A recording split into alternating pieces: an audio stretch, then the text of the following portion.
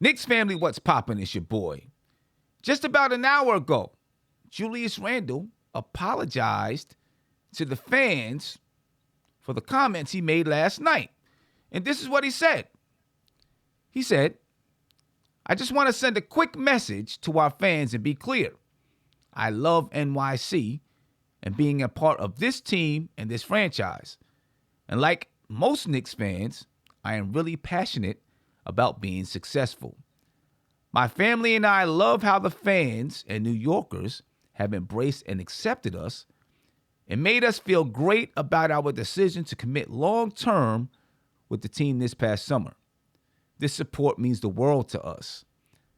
I understand that my actions also represent the league, this organization, and the city, and that I should have handled things last night differently and expressed myself with more professionalism and more appropriate language in the heat of the moment. My comment was an example of how sometimes you say things you regret to people you love, even if it came from a place of passion and deep love. Nobody wants to win more than me, and I will continue to show loyalty and dedication to my teammates, the entire Knicks organization, and the fans who have shown me and my family so much love. I am going to keep focusing on the future. Thank you. Go Knicks. Now, I got my boy Uncle Fulio here, and we're going to break this down. Josh, what's your thoughts on Julius Randle apologizing? He shouldn't have done it, Tim. He shouldn't have done it. I feel like he had absolutely nothing to apologize for. I have no problem with a player showing emotions in the heat of a ball game and really just expressing how he feels. Obviously, you don't want him to cross the line, but he didn't do anything to cross the line yesterday.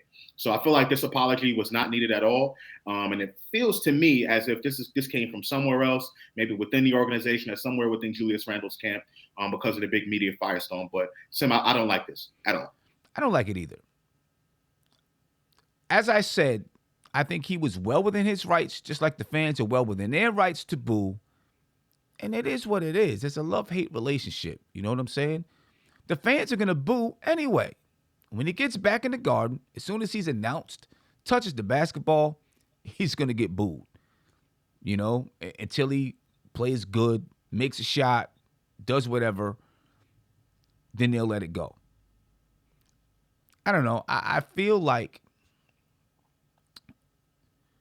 I don't want to say he's a pushover because he's not a pushover, but the apology softens up the stance. Let's put it like that. It softens up the stance. I think a lot of New Yorkers in the end would have respected it and showed some of his grit and some of his toughness and actually the love that he does have for being in New York City. You know what I'm saying?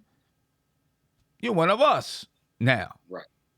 You stood on the balcony like Eddie Murphy did in Coming to America and said, yes, F you too. You dig what I'm saying?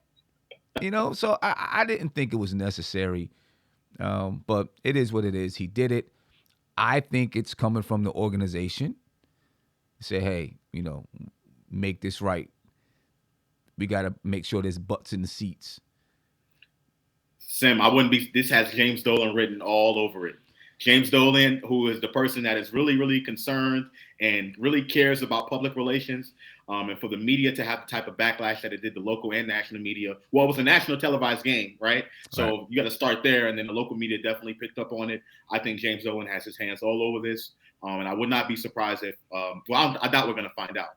But I wouldn't be surprised if this came from up top and then Julius Randle was like, okay, let me just go ahead and do it to get it over with. Yeah, and, I agree with you about Dolan for once. I do think he has his hands all in this one right here to say, yo, this is not going to fly. You know what I'm saying? You got to make sure that he apologizes. But I also think, like we said earlier, that this is still the mindset of the players as it pertains to the fans because they hear a lot of what the fans are saying.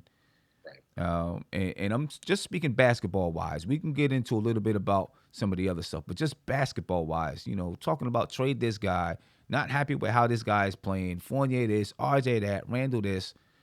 And I think the players are saying, you know what? F them.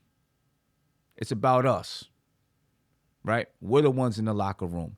We're the ones that have to step on the floor. We're the ones that are communicating with each other and know what the strategy is stepping out on the floor. Forget them. You know what I'm saying? Let's focus on us. So I do think that's kind of the mantra within that locker room with these players.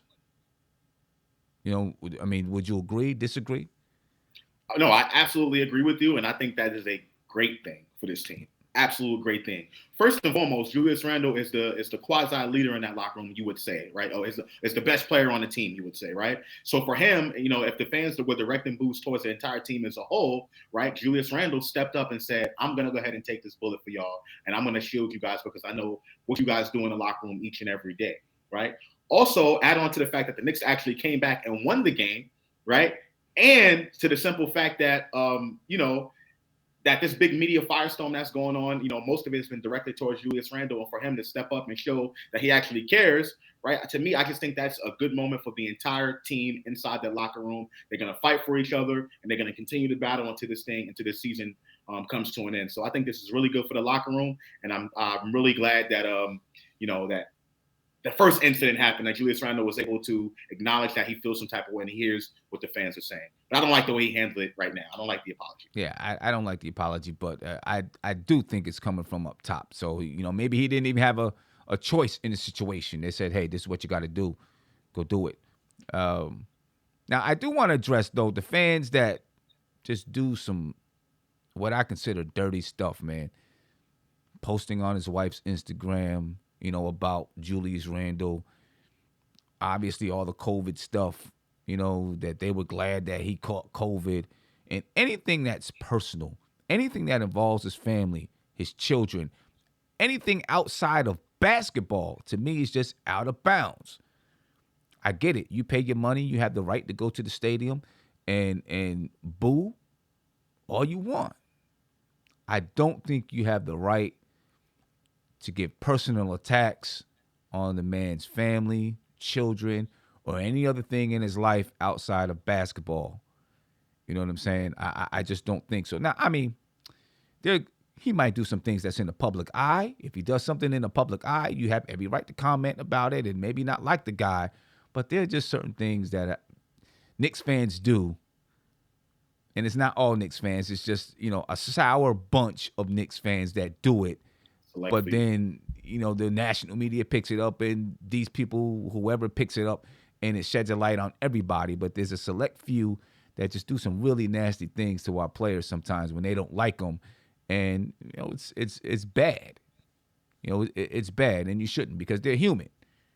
You know what I mean? They're human, regardless how much money they make. They're people, and that should be the first and foremost.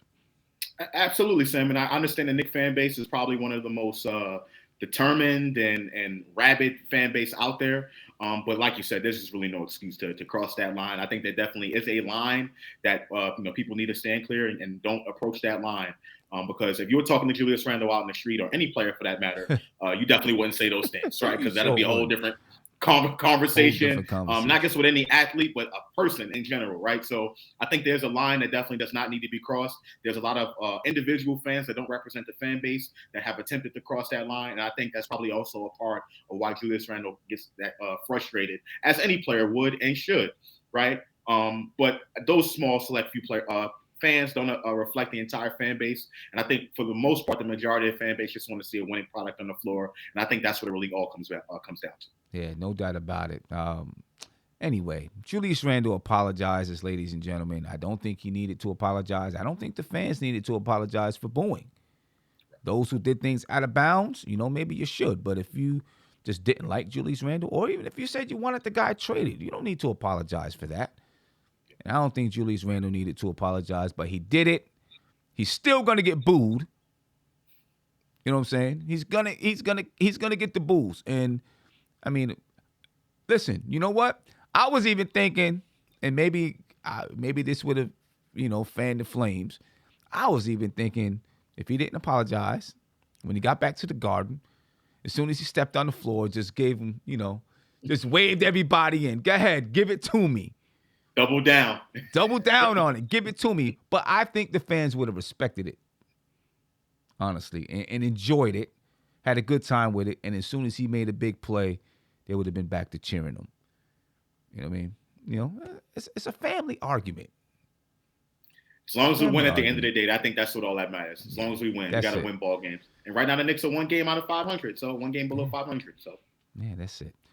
All right. Well, ladies and gentlemen, this little segment here was brought to you by Thrive Fantasy. If you use the promo code NBK, Thrive Fantasy will match 100% of your first deposit up to $100. The link is in the description of this video. Go check out Thrive Fantasy right now. That's about it, ladies and gentlemen. We are up out of here. Peace. Bing bong. NBK, nothing but Knicks. When Sim passed the assist, you know that it's #1 show that breaks down the game. If you can't play defense, stay out my way. Dribble the ball, come down the lane. 5 seconds on the shot clock. Who gon' win us the game? You wanna hear Nick updates and trade rumors? Post-game reviews, this the place you tune in. So tell a friend just to keep the ball moving. Like the page if you feeling the movement. Every game we coming to win. Give us a sub like a player that came off the bench. This is NBK, nothing but Knicks.